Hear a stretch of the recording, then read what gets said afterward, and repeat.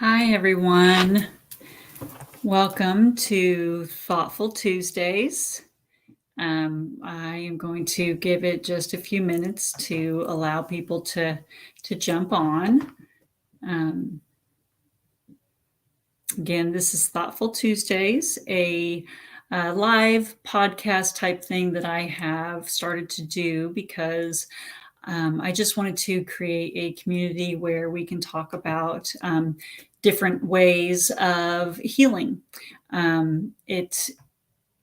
There's a lot of different ways to focus on healing, and it's not just through dietary methods. In fact, today we are going to be talking about what is called primary foods, which is actually not foods at all. And so I really appreciate everyone who does jump on with me live. I know that this time it's kind of a time of question as far as if people can come on live or not.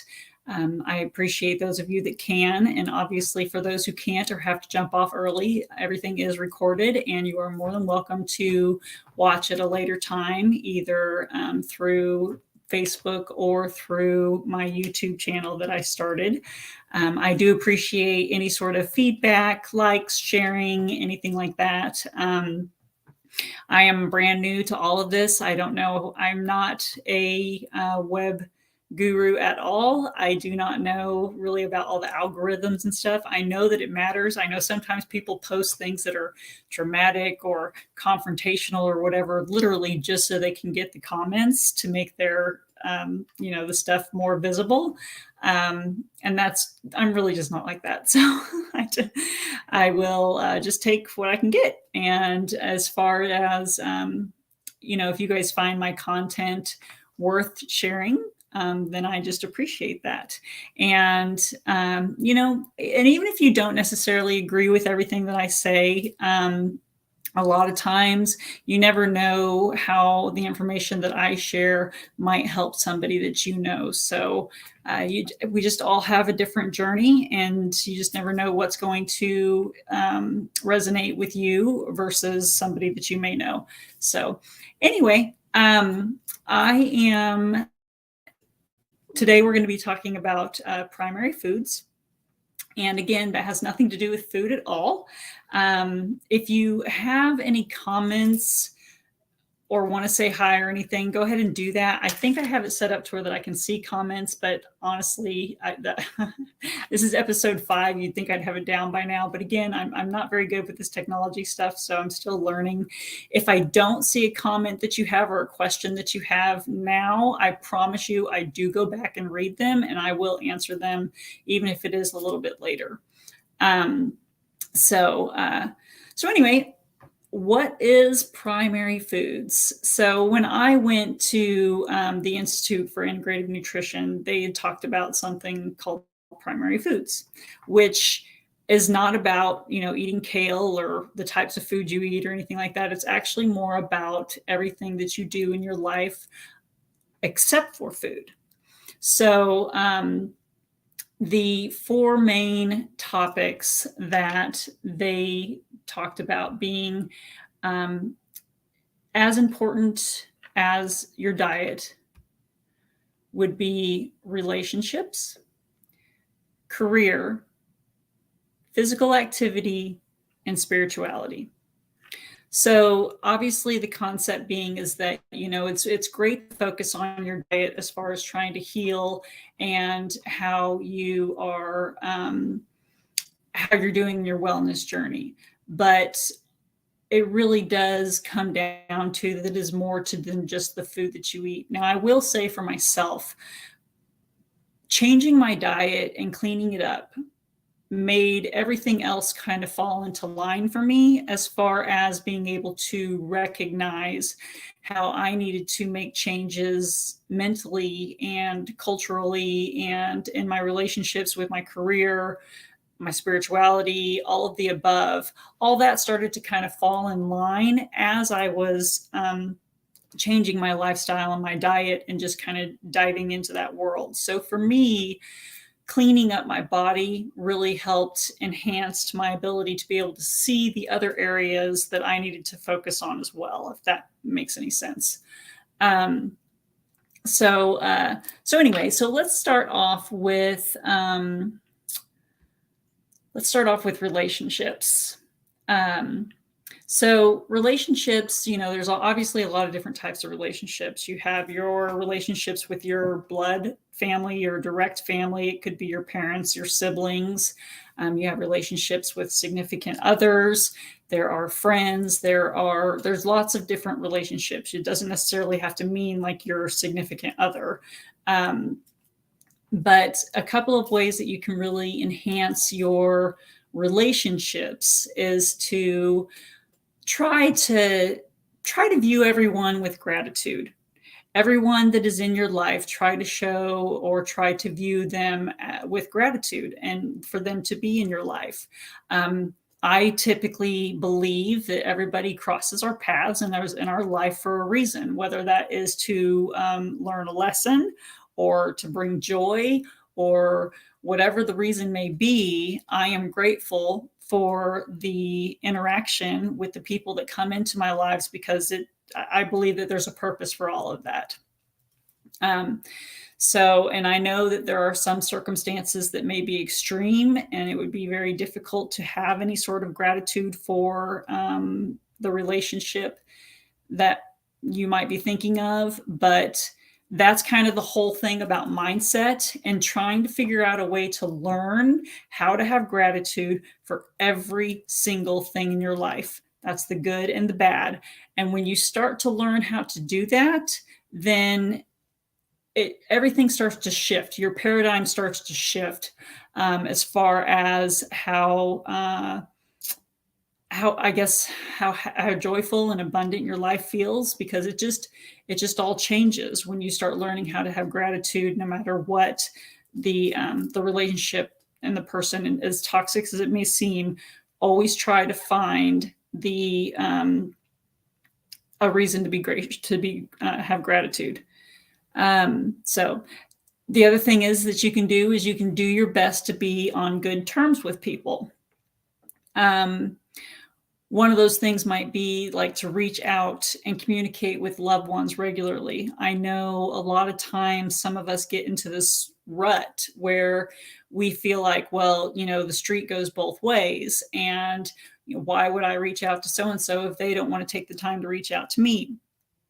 And I really would encourage you to not have that kind of perspective and just recognize that we all get into our daily routines and our ruts and just what we do. And it's not that we don't love or want to spend time with the family or the people that are part of our lives. We get into robot mode. We get into the rat race, and we all do this.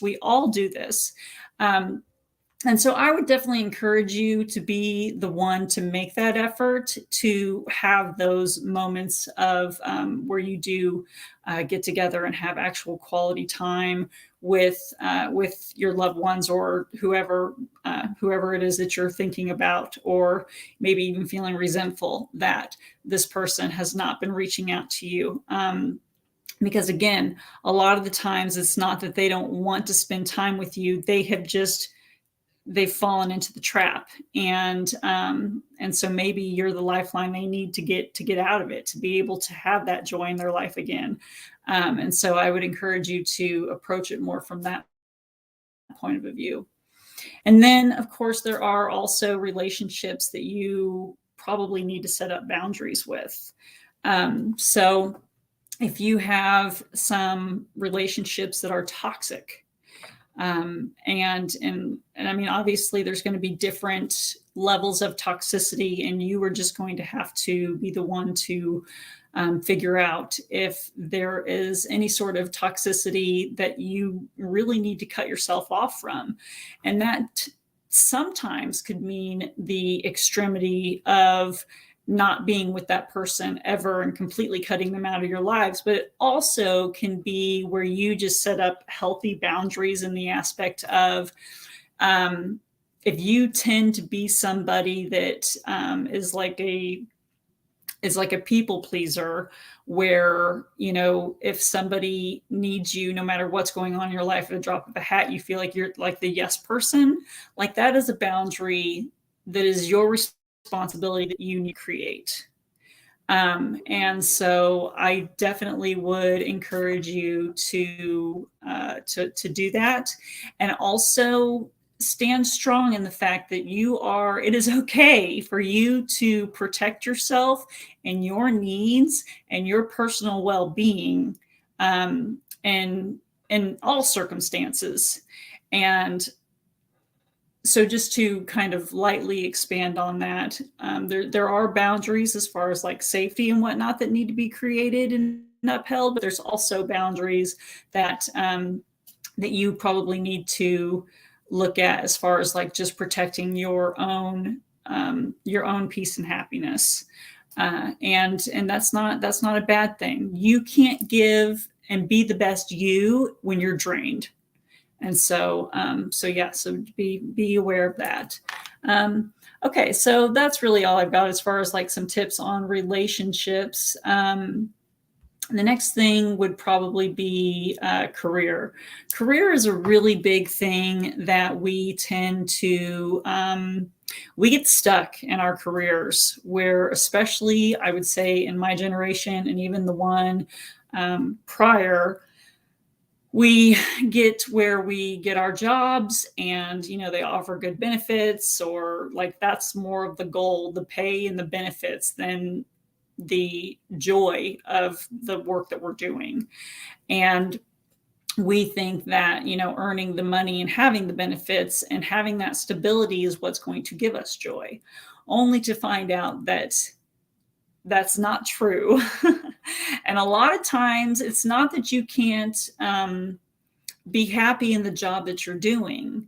It's just that, we typically, especially again with our generation, even the one before, we move so quickly into just trying to provide stability for the family that we start off right away, that we just don't really explore what we really want to do. So a couple of things you can do as far as career is concerned is find the work that you love.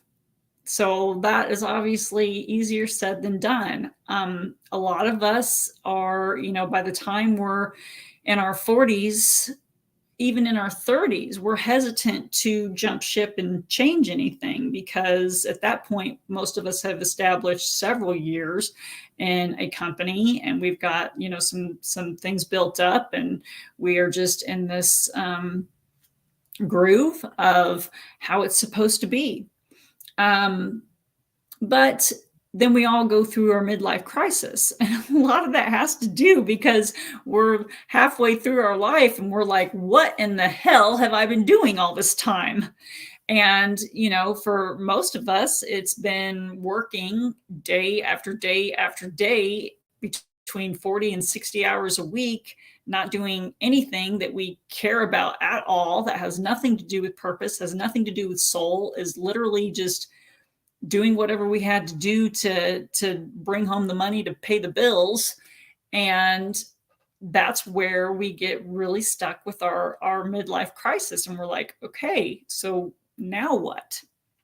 And I'll tell you, changing jobs at 40 and 50 is scary as hell, but it is not. It's okay. Go do it. You've got this time on earth. You're here this one time. If you really are feeling like you want to make a change with your job, do it.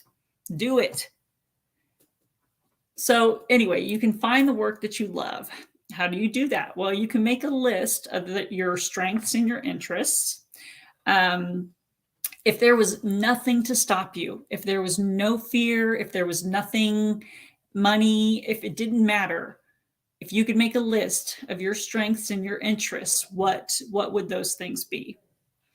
And then if you can, join some organizations or professional events to create authentic connections for those things. And you guys, I see something keeps popping up on the bottom of my screen as far as like, I don't know if it's if it's likes or if it's comments or whatnot. So I apologize. I can't actually see any comments at this point. So if you are commenting, I will get back to those later.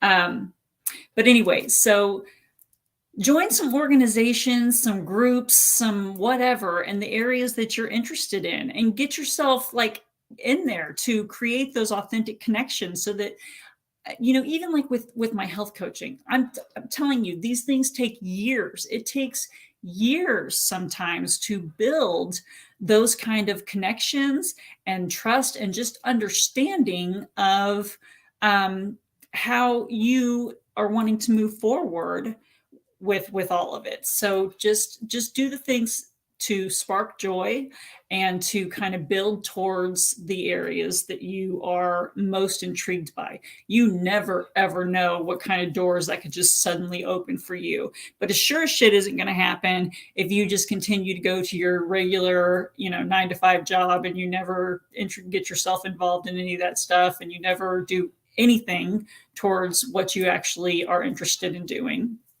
And then the other thing is just be patient. Like I was saying, it can take years. It really can. But plant the seeds. Start planting the seeds. So, okay. So back to, though, if you're going to stay at your job, you can also start to learn to love the work that you do. So if you don't feel like you can leave your job at this point, that's fine. Start doing things to shift your life and your mindset at work. So like you can request to do projects that actually interest you. You can try to do things that actually like spark your energy within you. You can seek fresh opportunities. You can see if there's maybe another department that you can move to, or just different opportunities, something that you could maybe take on. Just something that kind of gives you a renewed freshness. Another thing you can do is you can make your workspace more enjoyable and more attractive and vibrant and more you. I know, like, for myself, I love crystals and stones and gems and stuff like that. And I believe in, they just make me happy. They just make me happy, which you'll always see. Like I'm always wearing the necklaces, and I've got the bracelets and stuff. And I've got stones and stuff like on my desk, and I've got little like mantras stuck all over the place. And, they're just things that they make me happy. And they remind me of positive thinking. Like I've got this one that posted that says, "What if it all works out?" And that's literally for me to just try to retrain my brain into thinking like, oh my gosh, I could totally fail at this. And then it's like, you know what? But what if it all works out?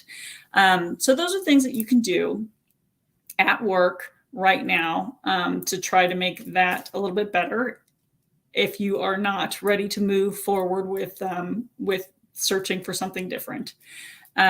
Also, establish good work and personal life boundaries. So like set specific working and non-working hours and clearly communicate your guidelines for your after-hour needs.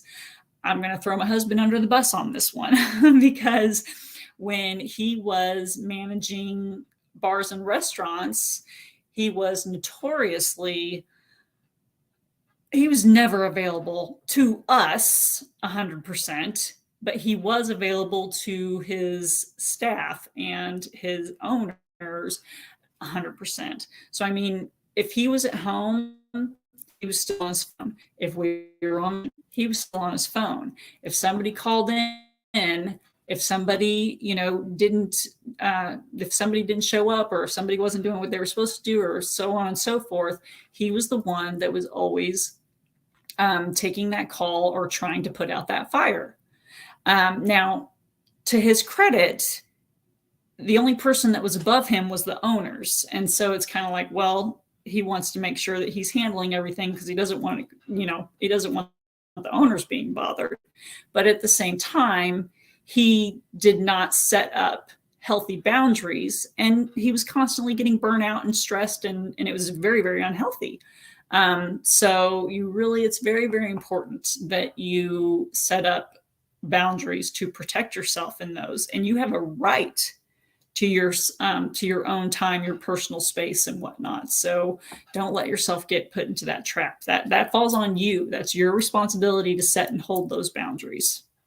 So, okay, that's all I got for the career. So let's move on to the next thing. Physical exercise is probably my nemesis for sure. I have never been one to really care for physical exercise. I've always been very athletic. I was in sports and I enjoyed hiking and swimming at the lake and that sort of thing. So I was always very active in that way. But when it came to like exercise, like you would think of in a gym or even at home, that's not my cup of tea.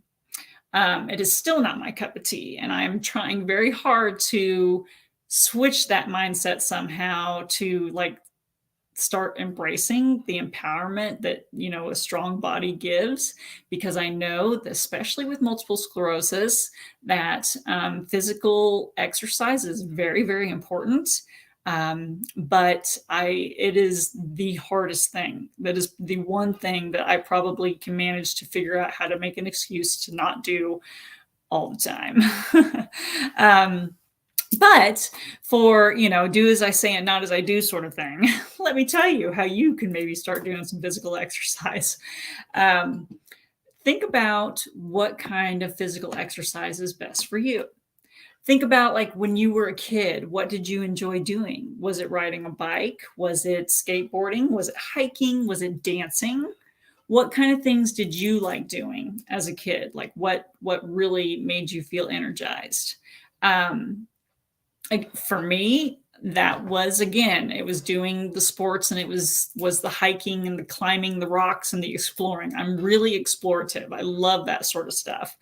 And I struggle with doing that now because I have mobility issues. And so, so now I'm that's not an option for me, but I am trying to figure out how to incorporate that more, which I can tell you that that's one of the reasons that my health is so important to me, and why I don't do medications and all the side effects, and why eating and stuff is so important to me, because I thrive on being able to, even though I'm not able to do all the things at the lake that I used to do, going to the lake and just being with my friends and family and getting out there is really, really good for me. That's good for my soul. And then like whenever if I go on walks with my friends and I'm in the wheelchair and they're walking, like that's fun for me. It's not exactly exercise for me because, they're the ones pushing me in the wheelchair. But I'm just saying that, having my health and my vibrance and whatnot, like that's really, really important. Because being out there, I think it's all part of the exercise. And I actually have no idea why I got off on that tangent. Let's get back to this. So finding what really makes you spark, what kind of things you enjoy doing. If it's not being in a gym, then don't. There's so many other opportunities of different exercises that you can do.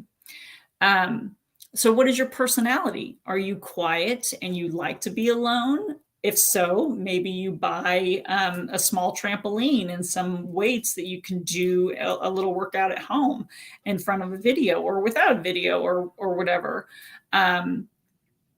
If you're more of someone who does like to go out and be in the gym, then just what I would tell you is make sure that it's convenient. So if you are going to go to a yoga studio, or you're going to go to Planet Fitness or wherever it is that you're going, you want to try to choose somewhere that is going to be on your way. So if you're going before work, you should pick a place that's on your way to work.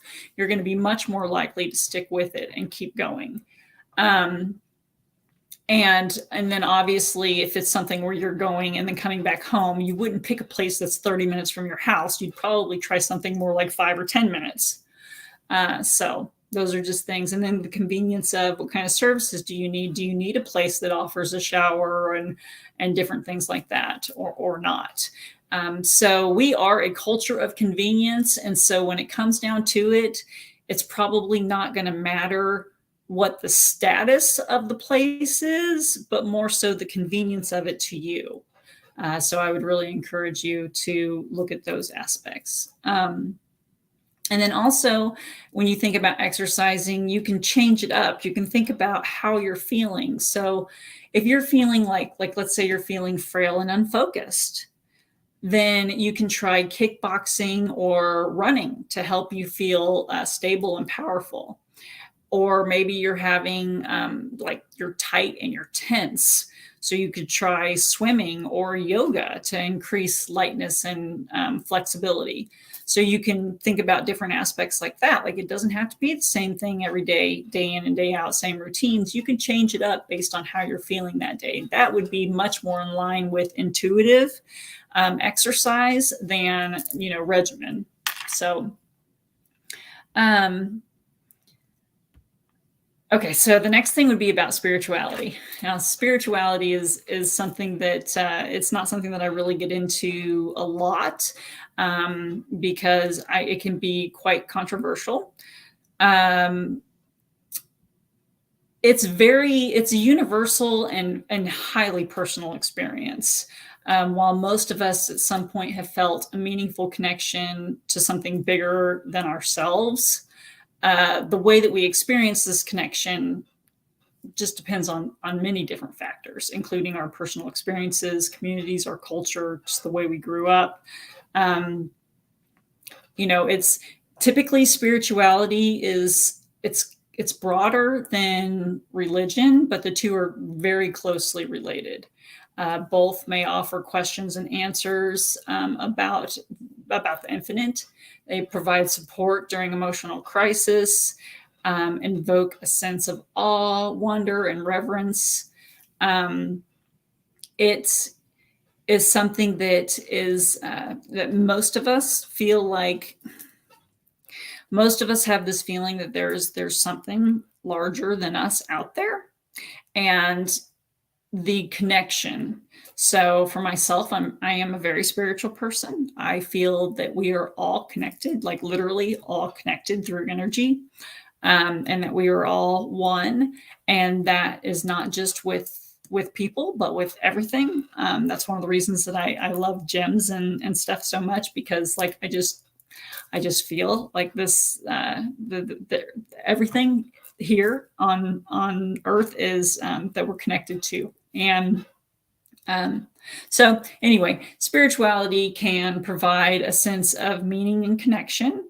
It can provide coping skills during difficult times, a better health and better health and longer life. It has shown that spiritual people typically have better health and longer life, a strong spiritual community, inner wisdom and creativity, and love of self, and then experience the healing and empowerment and love from other self and ultimately source.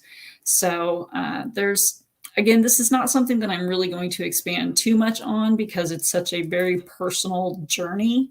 But spirituality is usually a very big part of how people are doing overall and the big picture of things.